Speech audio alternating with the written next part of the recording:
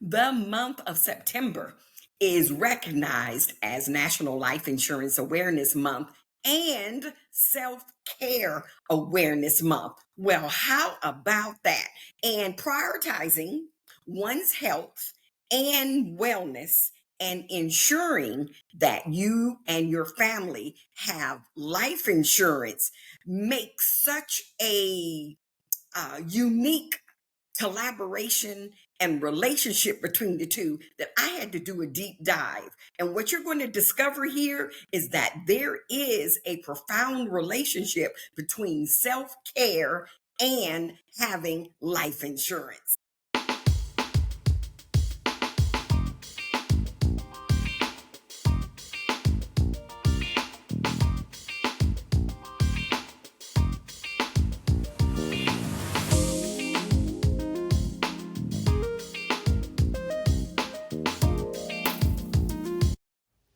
Today's episode of Reset to Reinvent podcast is brought to you by the Adams Group Agency, developing final expense leaders. Hello, and welcome and enjoy and welcome episode 25 of Reset to Reinvent podcast. I am your host, Helen Blocker Adams. I am so excited about today's episode. I know you probably say, gosh, she says that at the beginning of every show. Yeah, pretty much, because, I try to give it all to you. I try to give it all to you. And so check this out. Self-Care Awareness Month is also in the month of September. I wasn't aware of that until recently, actually a few days ago, when a friend of mine brought that to my attention. Now, the idea that Self-Care Awareness Month and Life Insurance Awareness Month, that cannot be a coincidence. So the inquisitive person in me, the curiosity seeker in me, the critical thinking person that I am, I had to figure out, what is a correlation? Is there a correlation when you think about self-care and what self-care is all about? And of course, we know what life insurance is all about. And of course, if you missed episode 24, you got to listen to last week's episode of Reset to Reinvent podcast. I mean, I brought it to you straight and no chaser. You've got to take a look at it. So here's what I want to do first before we get into really deep into today's episode as we explore self-care and the relationship of having a life insurance policy. What I wanted to do is do some research on the term self-care. We've been hearing it a lot over the years, over the past 5, 10, 15, 20 years, and a lot. It's part of a lot of people's platforms, is what they talk about, is what they live, and they use that term, self-care, self-care, self-care. And so I said, I wonder, when did that come about? So I did a little bit of research. So check this out. The term self-care first emerged in the 1950s, okay, in the medical community, which kind of makes sense, right? Okay, to describe patients managing their own conditions and autonomy.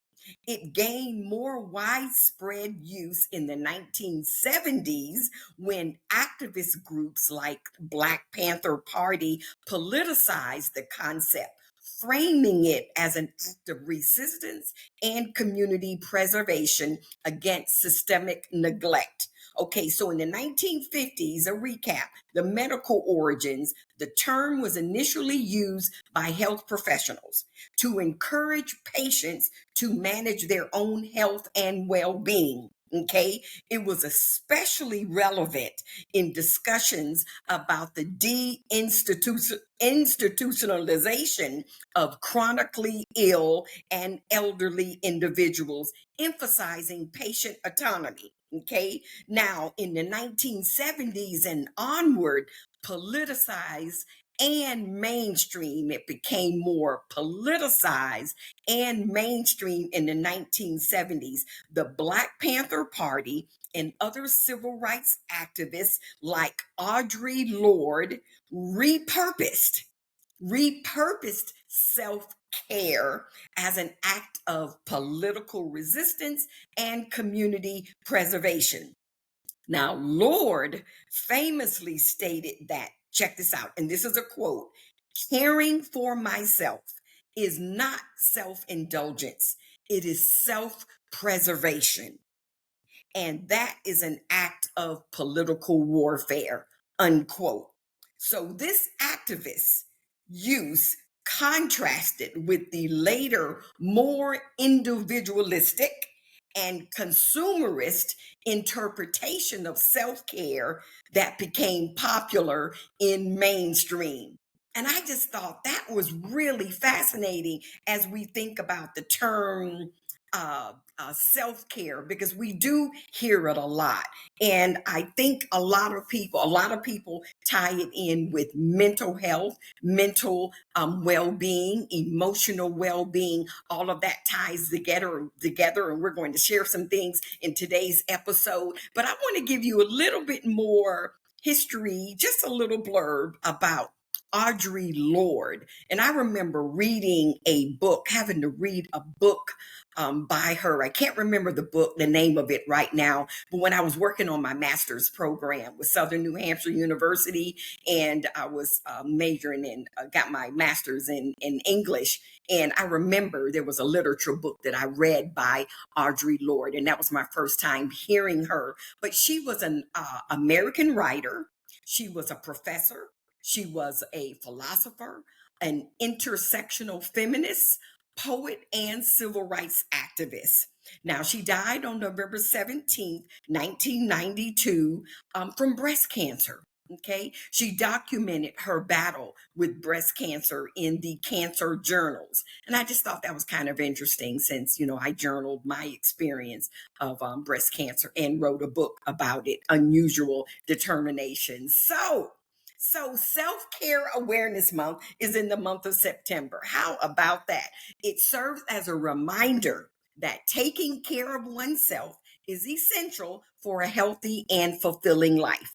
It encourages individuals to prioritize their well-being, recognizing that neglecting self-care can lead to increased stress and burnout.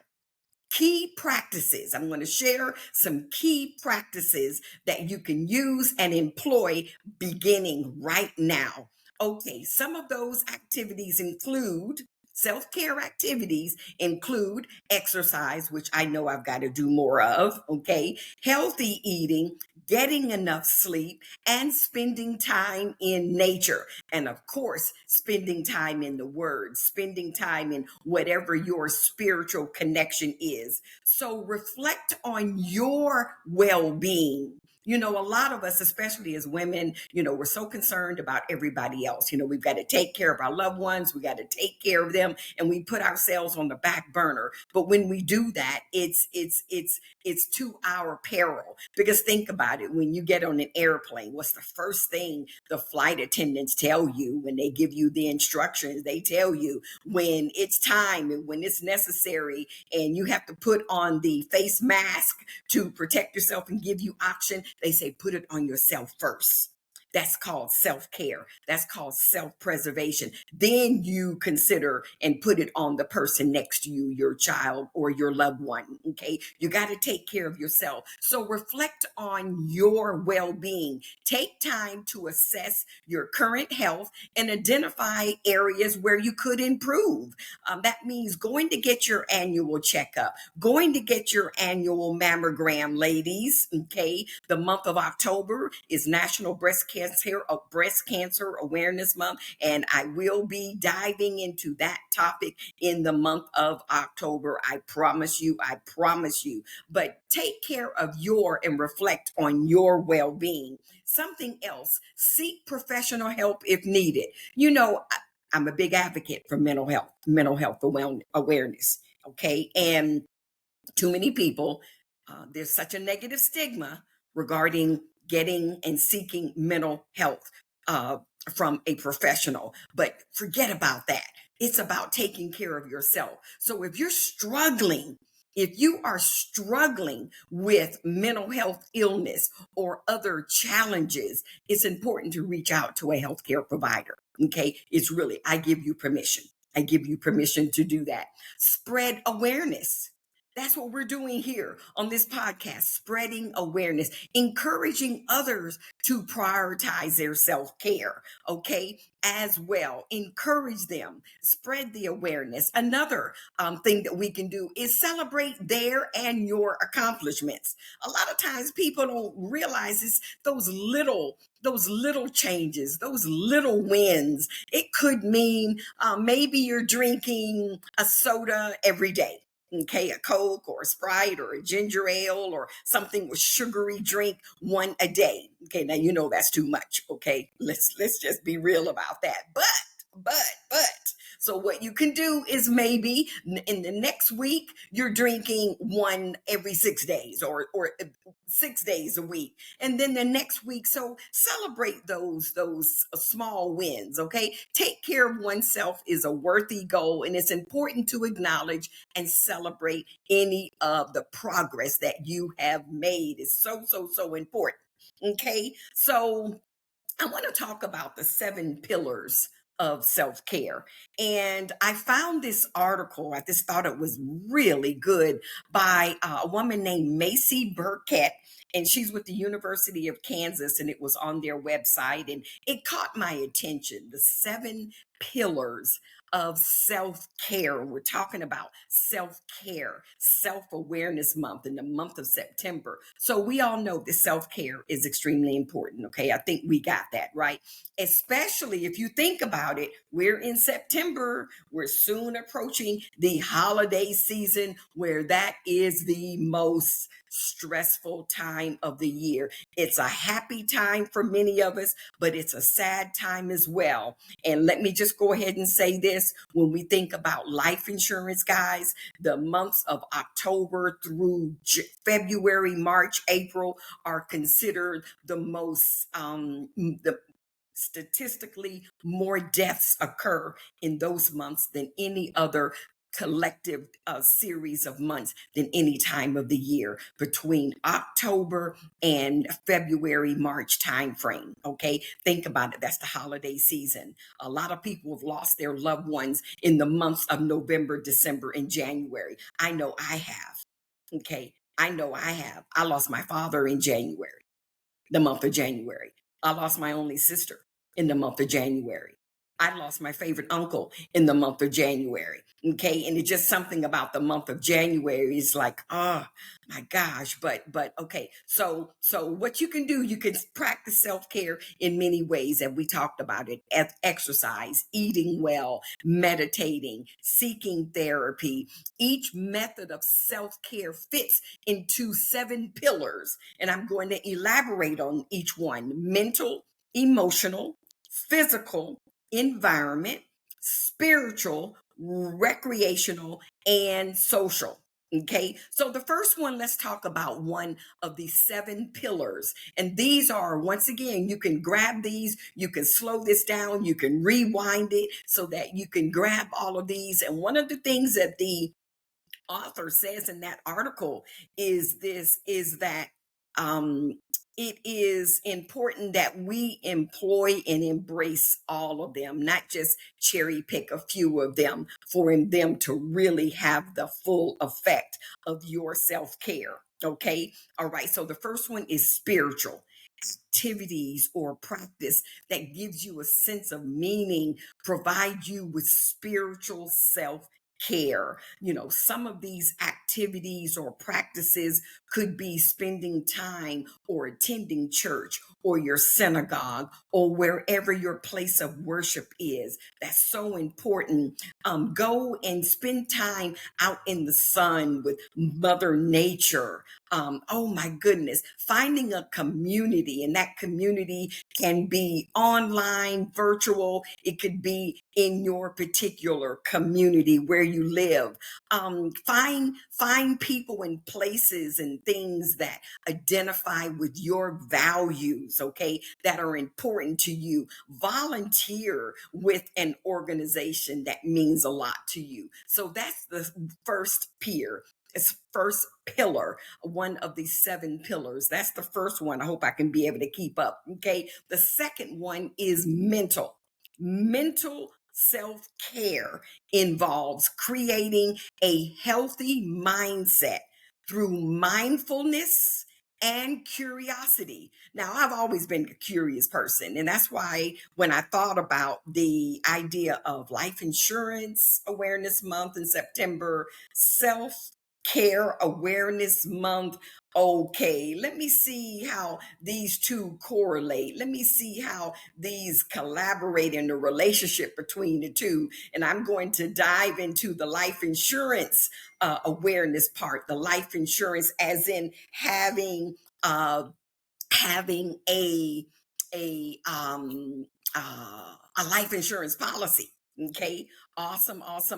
So you got to stay, you got to keep listening, okay. Now you can do this in terms of mental self-care, involves creating a healthy mindset through mindfulness and curiosity. Okay, you can do this through journaling, meditation, thinking outside of the box, creating a brain dump list.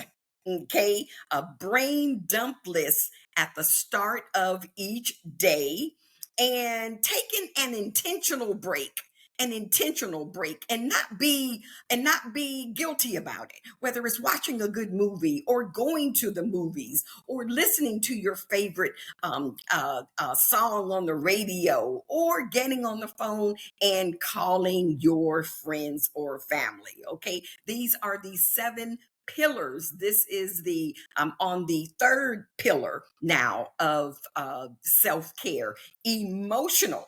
To practice the emotional self-care, you want to create healthy coping strategies for any stresses that might occur in your daily life. Okay, you can do this by watching your favorite movies. And like I said a second ago, not feeling guilty about it. Listening to music. I love to listen to music. Uh, Writing positive affirmations, journaling, asking others for help if necessary. Okay, setting boundaries to protect yourself and your heart. You got to protect your heart, because people can disappoint you. They can let you down. They can let you down. So you got to protect your heart. Okay. That's that emotional self-care. That's so important. Okay. Pillar number 4. I believe this is number 4. I didn't number these guys. Okay. Sorry. Physical self-care involves taking care of your body with rest, nutrition, and movement. Okay, movement. That can mean walking just a little bit. 15. My oncologist a couple of weeks ago told me, Helen, you have got to start moving more. Yes, I had 2 knee replacements and having problem with my hip, and so walking for extended period of times, it hurts. It hurts, but somehow I've got to figure out a way to push through what she suggested to me, and I haven't employed it, so I'm just being transparent. She said 10 minutes in increments a day.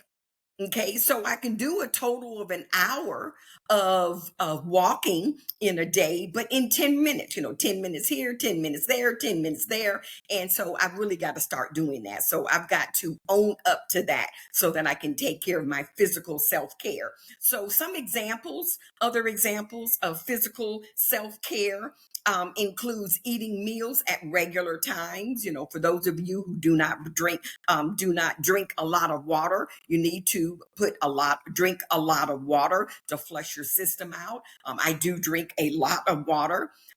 every day, okay, taking a daily multivitamin, getting a good night's sleep. I'm told, 5 to 8 hours is a good range, okay. Trying a new group fitness class, maybe you can get involved with a line dancing group, okay.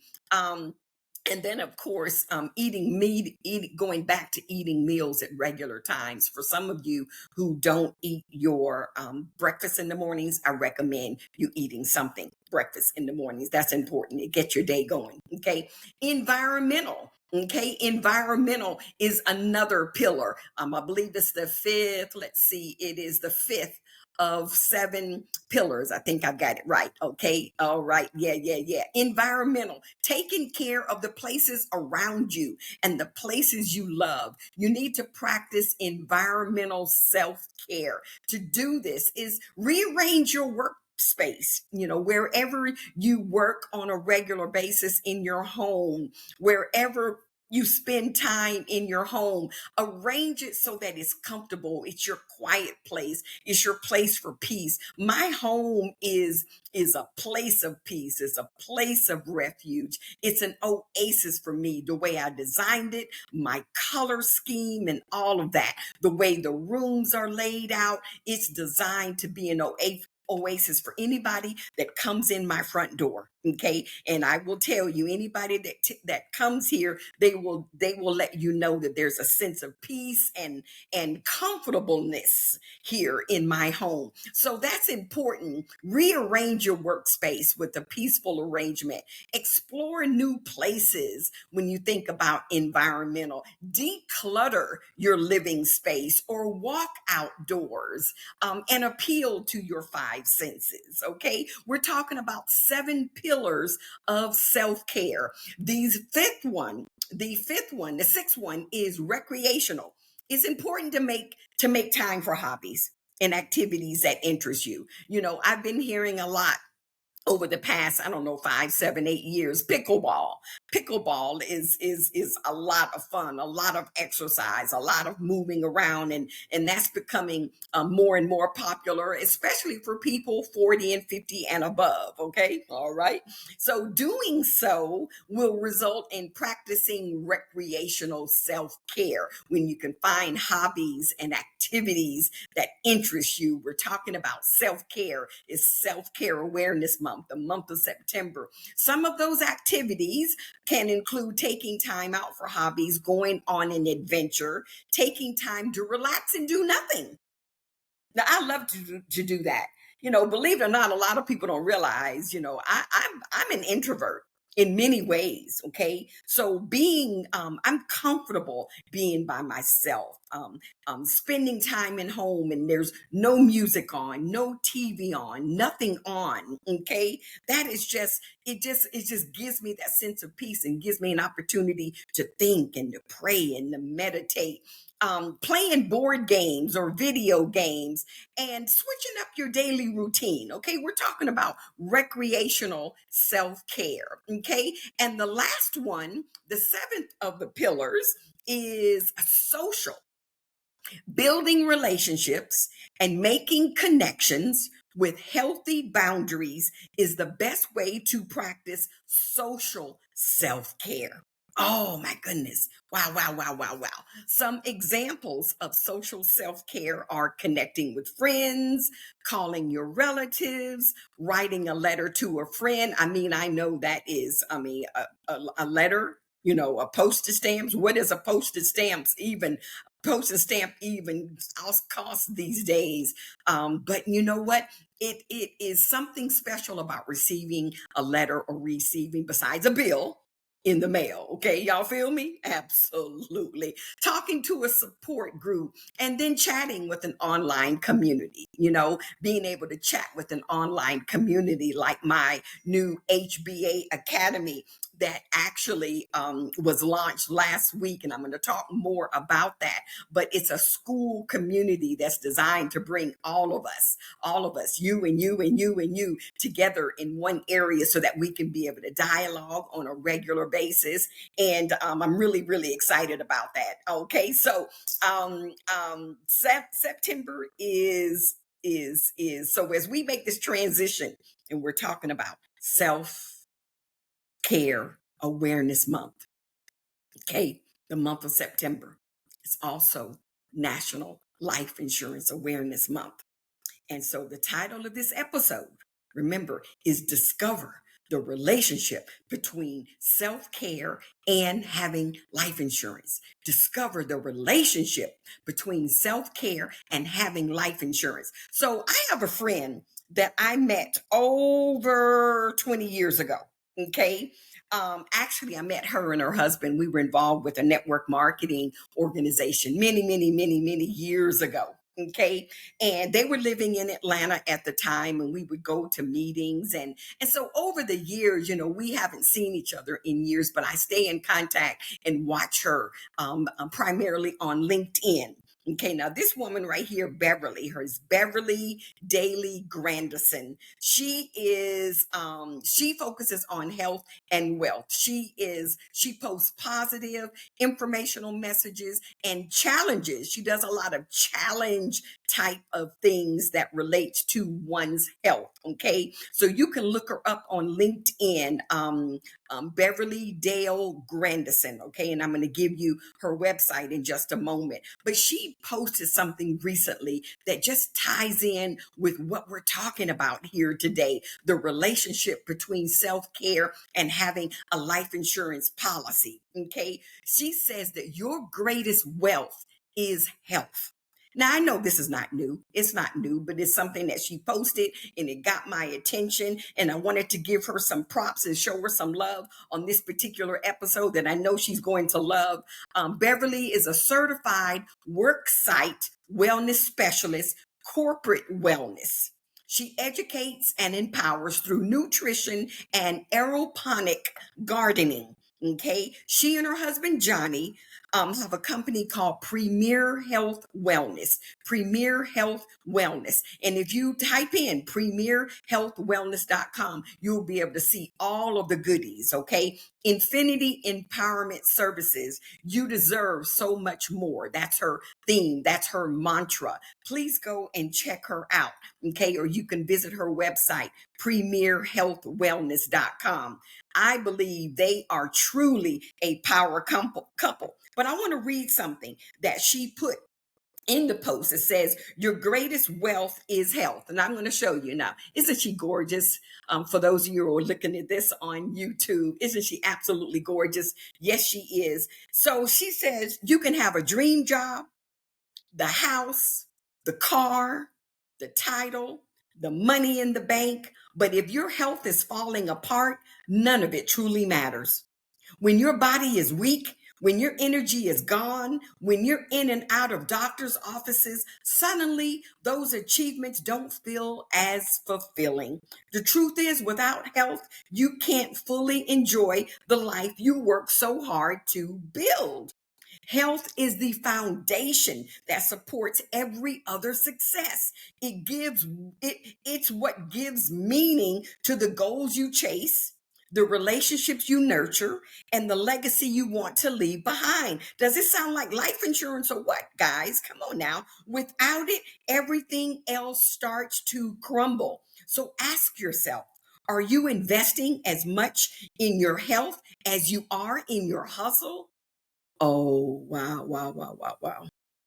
Are you investing as much in your health as you are in your hustle? Don't wait until it's too late. Protect your energy, guard your body, choose habits today that create freedom tomorrow. Man, that is good. Oh my goodness. Okay, so if you want to learn more about where she's coming from, you got to go check it out. Check out premierhealthwellness.com. But here's what made me start thinking: the relationship as we transition to having life insurance, and the relationship between self-care and having life insurance. That quote, your greatest wealth is your health. Okay, so there is a relationship. So I did some deep diving.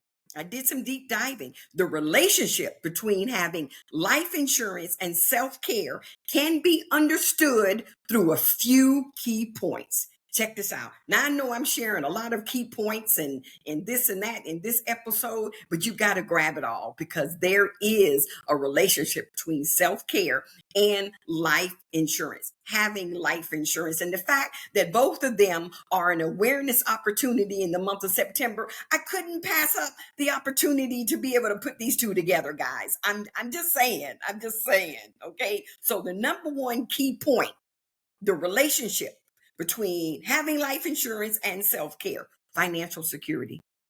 Life insurance provides financial security for your loved ones in the event of your passing, not in the event of is when you pass, when you die.